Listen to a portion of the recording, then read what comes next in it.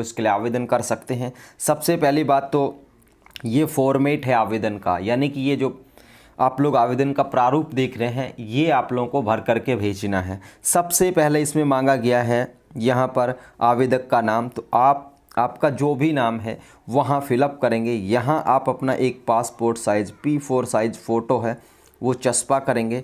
उसके बाद यहाँ पर आप लोग लिखेंगे।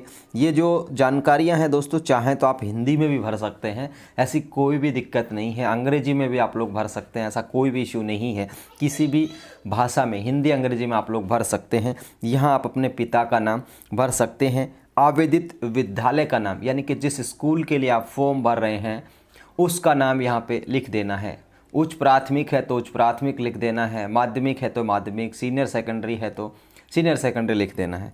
आवेदित पद का नाम, किस पद के लिए आप लोग आवेदन कर रहे हैं। स्कूल अध्यापक लेवल 1, अध्यापक लेवल 2, ठीक है, अध्यापक वरिष्ठ अध्यापक यानी कि सेकंड ग्रेड, स्कूल व्याख्याता के आगे अपना सब्जेक्ट लिख सकते हैं कि किस पद के लिए आप लोग आवेदन करें। स्कूल व्याख्याता में किस सब्जेक्ट के पद के लिए। वो आवेदन प्रस्तुत करने की जो तिथि है आप देखिए 2, 3 और 4, जिस भी तारीख को आप फॉर्म भर रहे हैं वो डेट यहाँ पर मेंशन कर देनी है। ये 2 तारीख को भर रहे हैं, 3 को भर रहे हैं, 4 को भर रहे हैं। यहाँ आपको अपनी जन्म तिथि, जो भी जन्म डेट है आपकी, वो यहाँ पर 6 नंबर के आगे भर देनी है। उसके बाद आता है शैक्षणिक योग्यता, जो क्वालिफ़िकेशन है आपकी माध्यमिक, ठीक है, यानी कि 10वीं आपने कब पास करी, प्रतिशत क्या है, वर्ष भरना है 10वीं कब पास करी उसका संलग्न, ये आप लोगों का पहला डॉक्यूमेंट हो गया 10वीं की मार्कशीट, ठीक है। डॉक्यूमेंट भी आप लोगों को बता देते हैं। पहला है संलग्न 1 यानी कि आपकी मार्कशीट 10वीं की। उसके बाद दोस्तों इसमें मांगा गया है उच्च माध्यमिक, यानी कि 12वीं आपने कब किया, ये आप लोगों का हो गया डॉक्यूमेंट नंबर 2, यानी कि 10वीं 12वीं की मार्कशीट। उसके बाद आप लोगों का ग्रेजुएशन आपने कब किया, उसकी प्रतिशत क्या है, ये तीसरा डॉक्यूमेंट हो गया, ठीक है। स्नातक की मार्कशीट फाइनल ईयर की आप लोग लगा सकते हैं। अधि स्नातक ये आप लोगों की है दोस्तों, जो आप लोगों ने पीजी कर रखी है, MA MSc कर रखा है, उसकी मार्कशीट लगानी है, कब पास करी वो, ये आप लोगों का डॉक्यूमेंट नंबर हो गया 4। तो 4 जो मार्कशीट लगने वाली है 10वीं 12वीं स्नातक और अधिस्नातक, ठीक है, 4 मार्कशीट हो गई।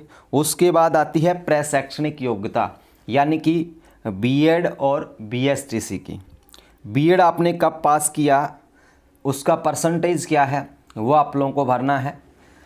उसके साथ DLED यानी कि BSTC या DLED JBT आपने कब पास करी, उसका वर्ष भरना है, उसका ईयर भरना, उसका प्रतिशत भरना है। तो ये हो गया डॉक्यूमेंट नंबर 6, ठीक है।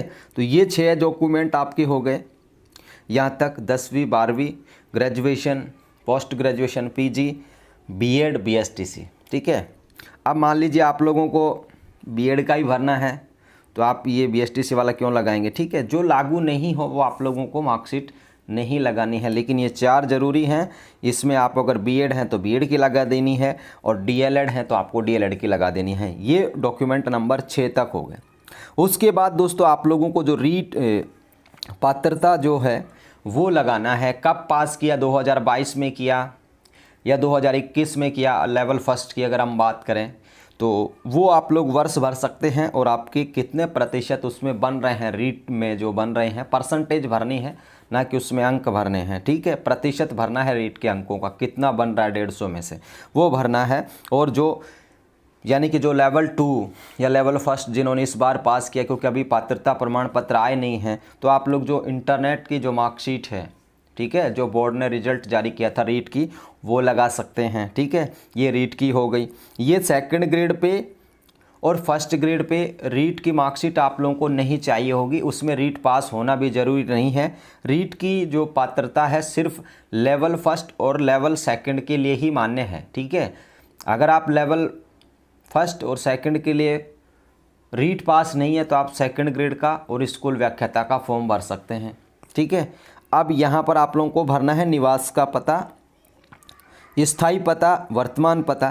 तो ये आप लोगों का सेम होगा। अगर किसी का सेम नहीं है तो आप यहाँ स्थायी भर सकते हैं, वर्तमान में आप जहाँ भी रह रहे हो वो भर सकते हो यहाँ पर, ठीक है। अब आती है यहाँ पर 8 नंबर पे मोबाइल नंबर आप लोगों का भरना है।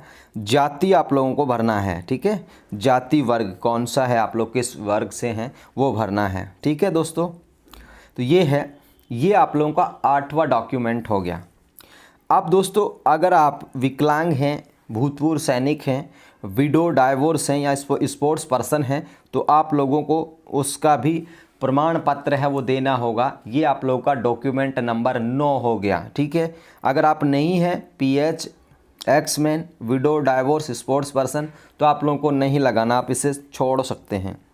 इसके अलावा दोस्तों मूल निवास प्रमाण पत्र भी आप लोगों को लगाना है। ये 10 नंबर का कागजात हो गया जो आपको फिलअप करना है। इसके अलावा दोस्तों हम बात करें चरित्र प्रमाण पत्र, ठीक है।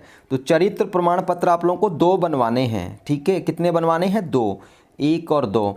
तो आप जो पहला बनवाएंगे और दूसरा बनवाएंगे 2 अलग अलग राजपत्रित हों, यानी कि एक ही गजेटेड ऑफिसर से नहीं बनवाने, ये आपको एक से एक बनवाना है। तो 2 चरित्र प्रमाण पत्र लगेंगे। चरित्र प्रमाण पत्र जो भी फॉर्मेट आपको मिले ना वो ही लगा देना है।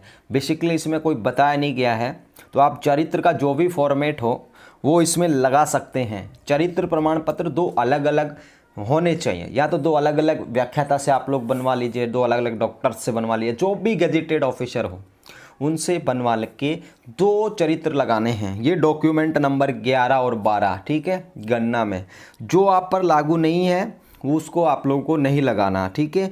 किसी की रीट पास नहीं है तो उनकी आपकी मार्कशीट रीट की कम हो जाएगी जो है। किसी को BSTC से भर रहे हैं तो उनको B.Ed की मार्कशीट लगाने की आवश्यकता नहीं है। तो इस हिसाब से आपके डॉक्यूमेंट 8, 9, 10 तो हो सकते हैं, ठीक है। ये नहीं है कि 12 इसमें बताए हैं तो 12 ही आपको भरने हैं, लगाने हैं उसमें, ऐसा नहीं है। जो आप पे लागू नहीं है उसको नहीं लगाना।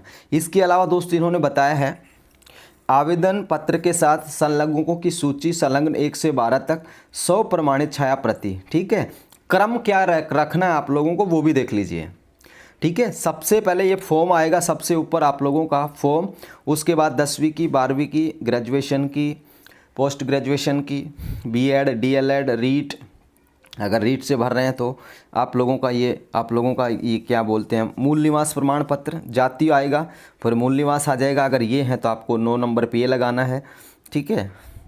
इस तरीके से 10 पे मूल निवास और 11, 12 पे आपको सबसे लास्ट के फॉर्म में आप लोगों को चरित्र प्रमाण पत्र लगाना है। ये क्रम रहेगा, काफ़ी लोगों को कन्फ्यूजन होता है कि क्रम किस क्रम में सेट करना है, तो ये लगा सकते हैं। इसके अलावा दोस्तों सारे के सारे जो डॉक्यूमेंट हैं, ठीक है, उन पे आप लोगों के स्वयं के सिग्नेचर करने हैं, उनको अटेस्टेड नहीं करवाना किसी से, आप खुद के साइन कर सकते हैं।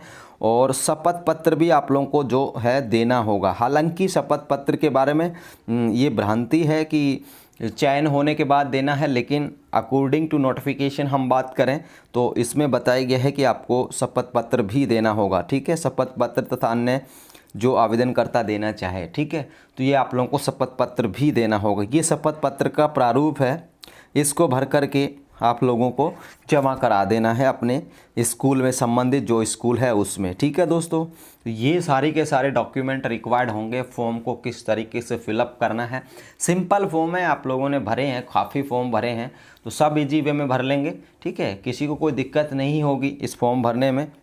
याद रखें 2 से लेकर 4 तारीख तक फॉर्म भरे जाने हैं